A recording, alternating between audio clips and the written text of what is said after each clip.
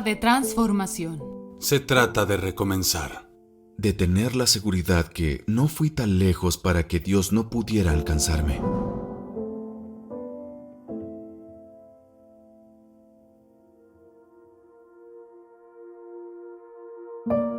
Yo tenía 8 años de edad en 1992.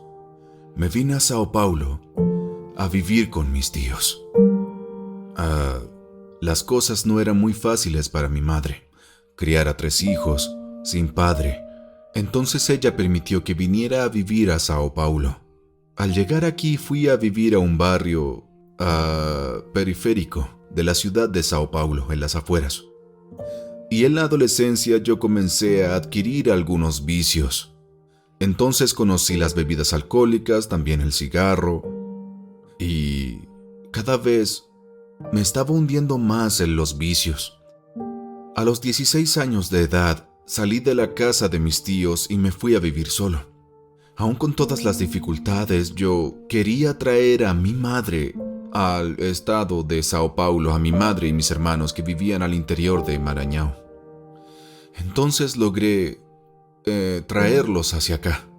Pero mi madre, al llegar aquí, se dio cuenta de que yo tenía algunas costumbres diferentes a las de sus otros hijos, mis otros 2 hermanos, criados por ella, y aquello la dejaba muy triste. Cuando mi madre se vino a Sao Paulo, ella estaba convertida a la fe adventista. Entonces ella comenzó a orar por mí, para que también yo me convirtiera y para que dejara de fumar, de beber y de ir a fiestas. Y al parecer eso no servía de nada, hasta el día en que ella me inscribió en un curso para dejar de fumar en su iglesia local. Yo dije, ok, voy a ir. Entonces fui a ese curso y bueno, me gustó mucho, realmente logré parar de fumar. Después de aquello, yo comencé a interesarme por el mensaje adventista. Entonces encontré a un hermano de la iglesia que comenzó a estudiar la Biblia conmigo. Y cada vez que estudiábamos, las cosas comenzaban a ponerse claras en mi mente y empezaba a sentir que yo debería tomar mayores decisiones en mi vida. Entonces yo realmente no solo dejé de fumar, como también dejé de beber. Comencé a ir a la iglesia, a asistir a ella. Hasta que un día, cuando yo estaba asistiendo a una semana especial de oración, que es la Semana Santa, y me hicieron una invitación para que yo me bautizara.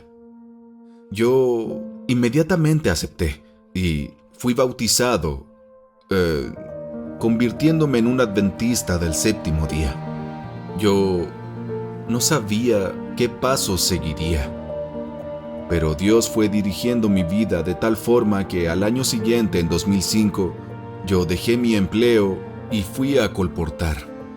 Y en el colportaje me fue bastante bien. En el año 2008 yo me casé.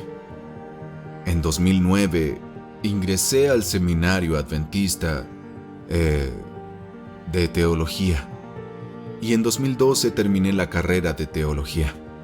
Hoy soy un pastor de la iglesia adventista del 7º día. Pero todo lo que quería era solo dejar de fumar asistiendo a la iglesia en aquella ocasión. Cada uno de nosotros debe tomar una decisión. Y mientras nosotros antes tomemos esa decisión, mejor será para nuestra vida, para nuestro presente y mucho más para nuestro futuro. Y también para que estemos seguros de la vida eterna. Yo tomé mi decisión siendo joven, tenía 18 años de edad. Y yo nunca, jamás me arrepentí. Y hoy te digo, si tienes que tomar una decisión, que sea ahora.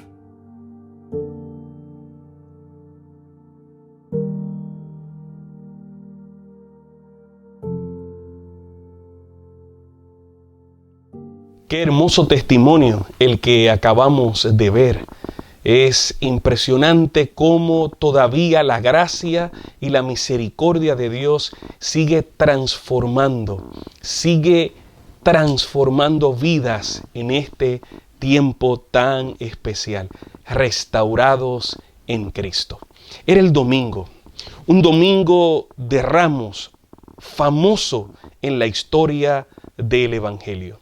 Era un momento donde los aplausos eran entregados al rey y la multitud que le vanagloriaba, le alababa, pero al lado de esos aplausos también estaban las lágrimas del rey.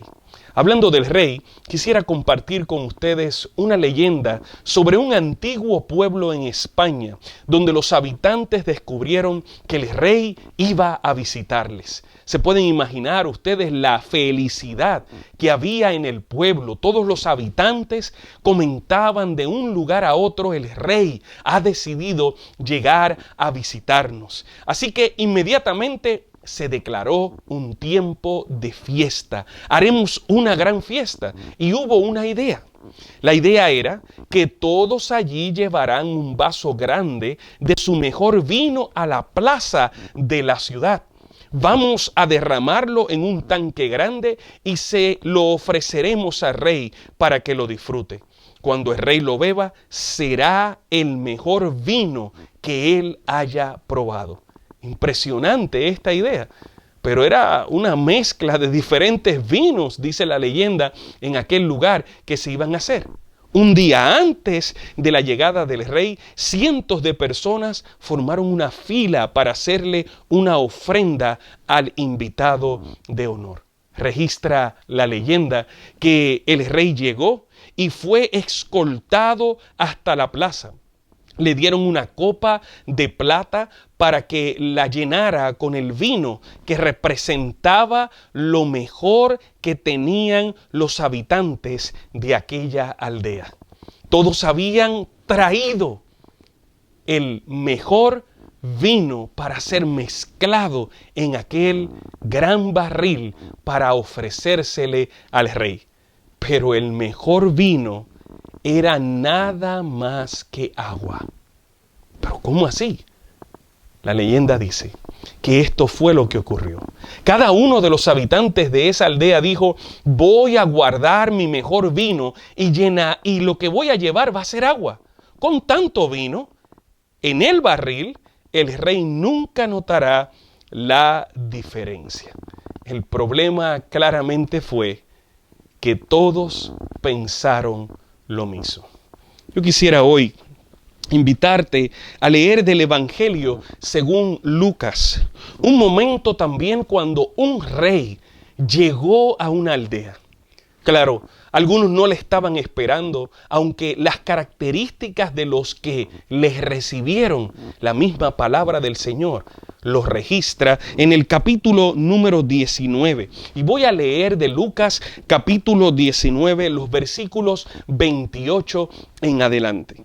Dicho esto, iba adelante subiendo a Jerusalén, y aconteció que llegando cerca de Betania, al monte que se llaman los Olivos, envió 2 de sus discípulos, diciendo: id a la aldea enfrente, y al entrar en ella hallaréis un pollino atado, en el cual ningún hombre ha montado jamás. Desatadlo y traerlo.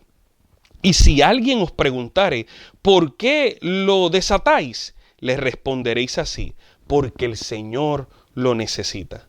Fueron, dice el verso 32, los que habían sido enviados y hallaron como les dijo. Y cuando desataban el pollino, sus dueños le dijeron: ¿por qué desatáis el pollino? Ellos dijeron: porque el Señor lo necesita. Y lo trajeron a Jesús, y habiendo echado sus mantos sobre el pollino, subieron a Jesús encima. Y a su paso tenían sus mantos por el camino. Cuando llegaban ya cerca de la bajada del monte de los Olivos, toda la multitud de los discípulos, gozándose, comenzó a alabar a Dios a grandes voces, porque todas las maravillas que Jesús había hecho y que habían visto, diciendo: bendito el Rey que viene en el nombre del Señor, paz en el cielo y gloria en las alturas. Entonces algunos de los fariseos de entre la multitud dijeron: Maestro, reprende a tus discípulos. Él respondió y les dijo: os digo que si estos callaran, las piedras clamarían. Y cuando llegó cerca de la ciudad, al verla, lloró sobre ella, diciendo: oh, si también tú conocieses, a lo menos en este tu día, lo que es para tu paz, mas ahora está encubierto de tus ojos. Verso 43.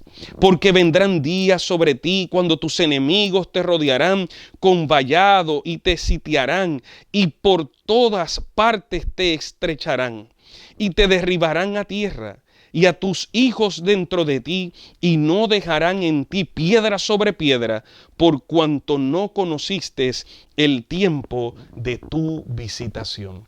¿Cuántos momentos impresionantes podemos extraer de este momento increíble en el Evangelio cuando Jesús envió a buscar aquel pollino?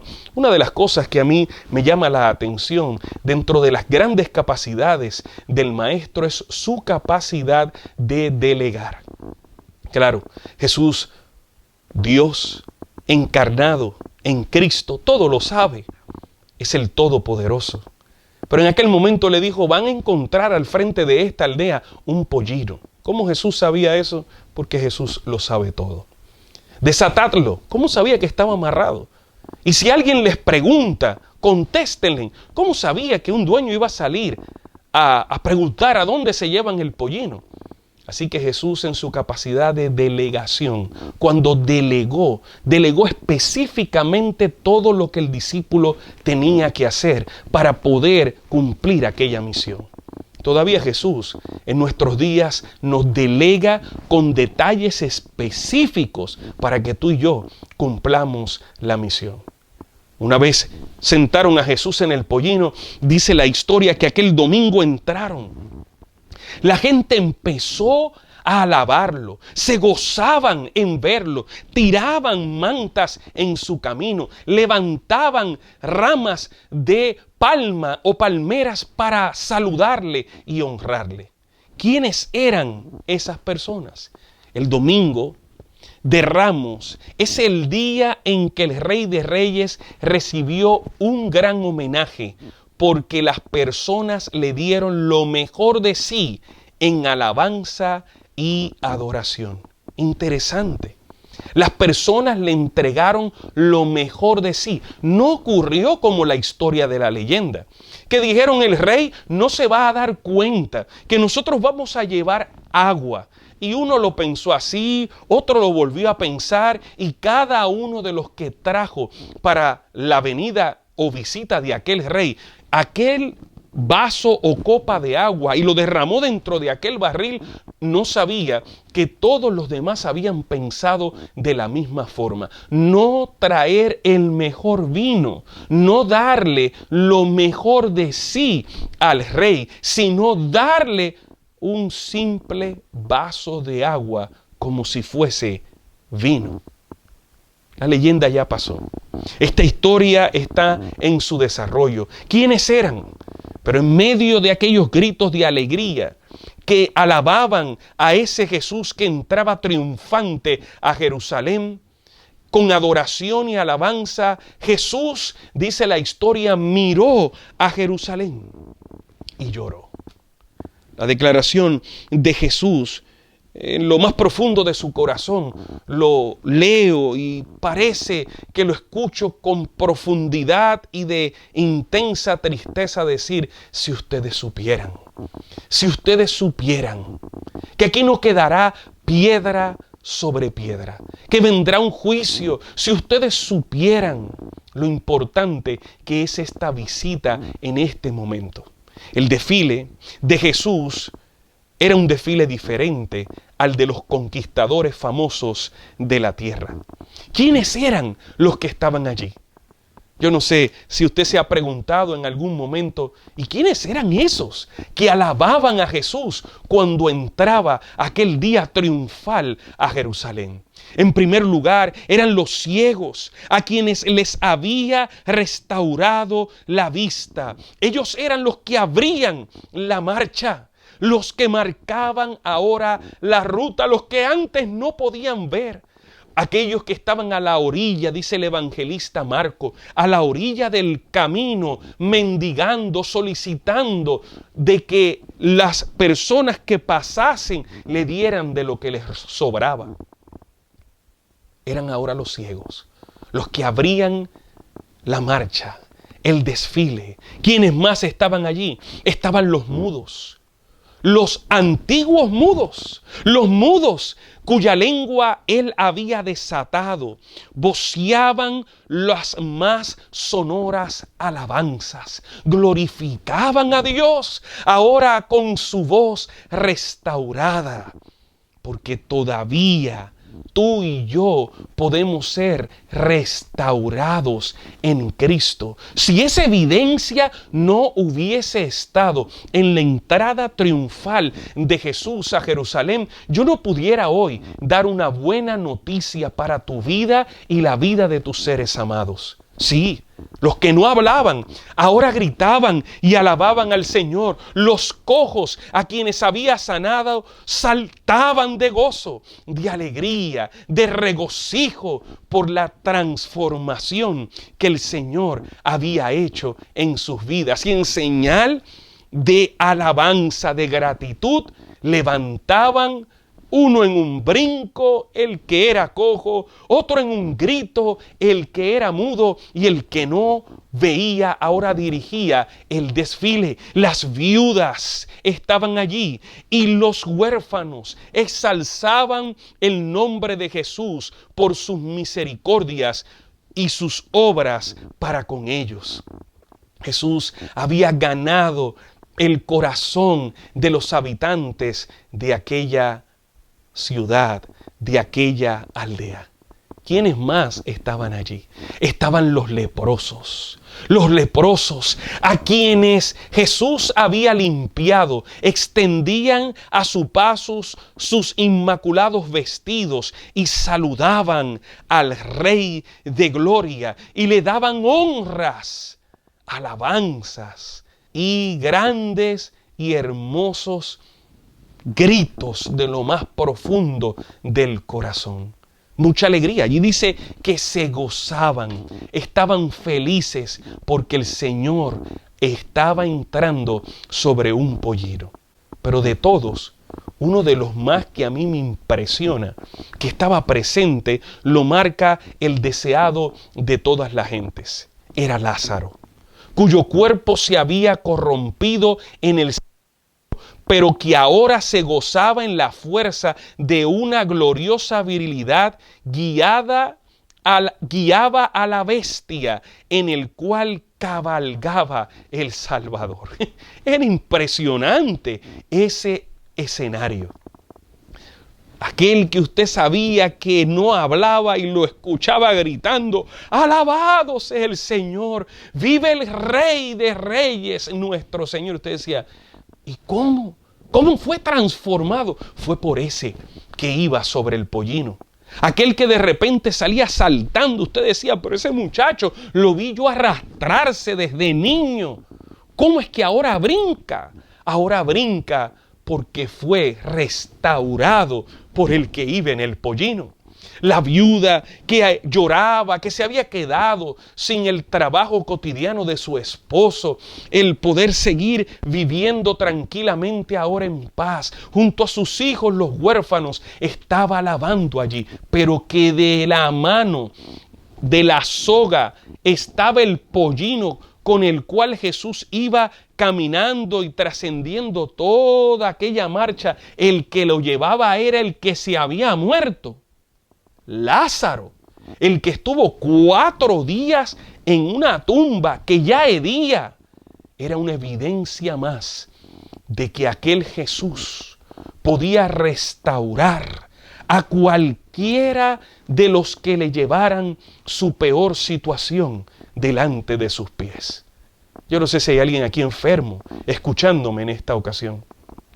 No sé si hay alguien que no le ha dado ya una oportunidad más a la vida de su hijo rebelde, a su matrimonio, a su enfermedad. Hoy tengo una buena noticia para usted. si ese Jesús que entraba por Jerusalén había transformado, restaurado la vida de todos aquellos personajes que alababan su nombre, también lo puede hacer por usted en esta hora.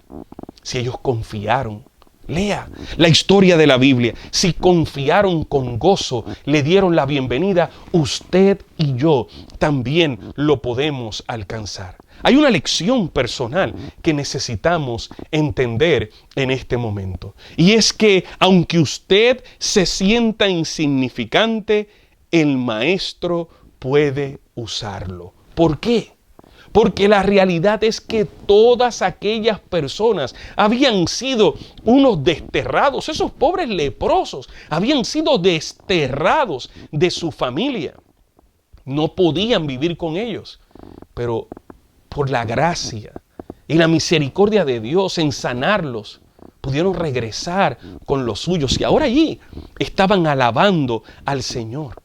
Parecían ser insignificantes, pero el Maestro ahora los estaba usando como un ejemplo de testificación. No permita que nadie lo desaliente de alabar al Señor. Dígame usted, si aquel que era cojo, que nunca había caminado, el paralítico, que nunca había tenido la oportunidad de disfrutar, de correr con sus amigos, ahora que había sido restaurado por Jesús, lo veía entrar de forma triunfal a Jerusalén, ¿quién le iba a decir al paralítico, estate tranquilo, cálmate? ¿Cómo se iba a calmar si el gozo emanaba de su corazón? Porque Jesús había cambiado sus días. El mudo, ¿quién le iba a decir al mudo, cállate por favor, para de alabar al Señor?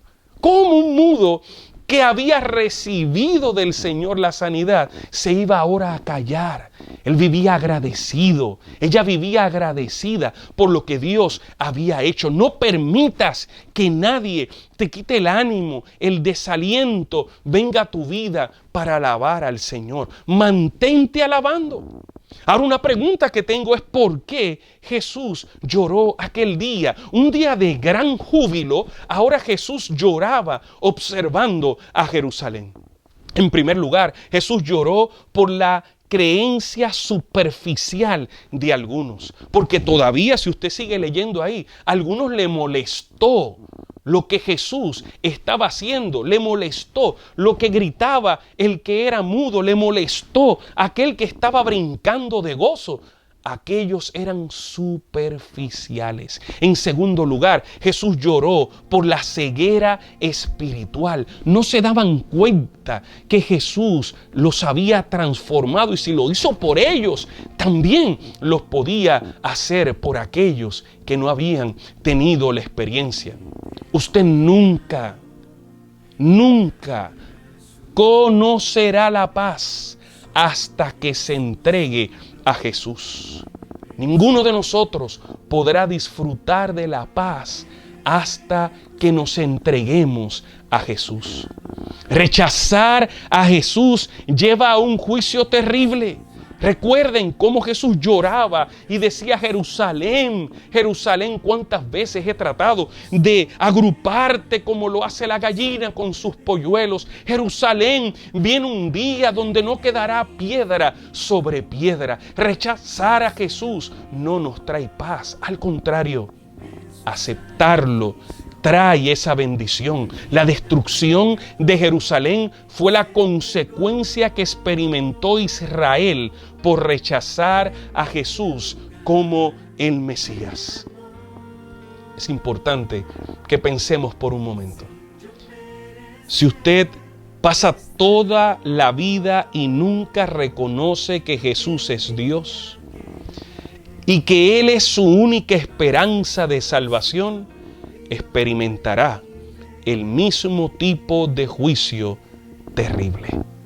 ¿Saben que cuando Jesús regrese a esta tierra, los que creyeron en Él, los cojos, los mudos, los que pensaron que nunca iban a poder levantarse en la vida, los que le dieron la oportunidad a Jesús, esos se levantarán con alabanza al Rey de Reyes? Pero otros no. Los que le rechazaron, y ojalá usted no esté en esa lista, los que les rechazaron no tendrán ese mismo día esa misma experiencia. El pueblo de Israel no reconoció el tiempo de la venida de Dios. Y lamentablemente Jesús, que estaba allí, no fue reconocido. Jesús es Dios. Él es el Rey. ¿Será que reconocemos de todo corazón? ¿Será que lo reconocemos en verdad? ¿Será que estamos listos para reconocer su segunda venida? La realidad es que ahora no vendrá en un pollino. Ahora no vendrá para que nosotros levantemos las palmas y tiremos en el suelo una capa o una alfombra para que Él pase montado en un pollino. Ahora aparecerá en las nubes de los cielos como Rey de Reyes y Señor de señores. Y aquel que creyó en Él será salvo. Y aquel que lo rechazó, lamentablemente, llegará la realidad de lo que Él decidió. No vivir con Jesús para siempre. Hoy es el día. Hoy es el día para abrir la puerta de nuestro corazón y permitir que reine el Rey de paz, quien merece toda alabanza. Hoy es el día de decirle: Señor, así como aquellos en aquella marcha, yo quiero ser restaurado en Cristo. Hoy es el día de creer que todavía ese Jesús está vivo y puede hacer un milagro en tu vida si se lo permites. Querido Padre, que así sea en la vida de cada uno de los que nos ven y nos escuchen. Que puedan decidir por Jesús para que puedan alabarle por el resto de la eternidad. Así te lo pedimos en el nombre de Jesús. Amén.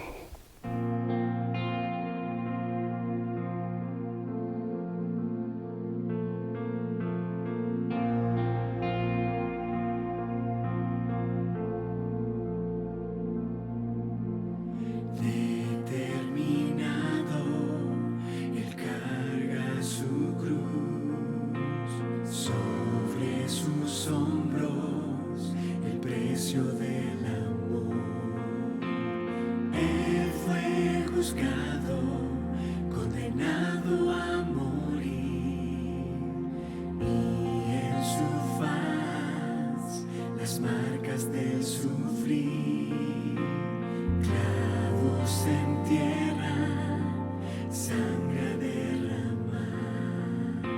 El Rey del infinito en la cruz se humilló, inmenso sacrificio. De vida al pecador se entregó, en mi lugar me amó, sin yo merecer restauró lo que un día quebré, mas resucitó y hoy Él vive.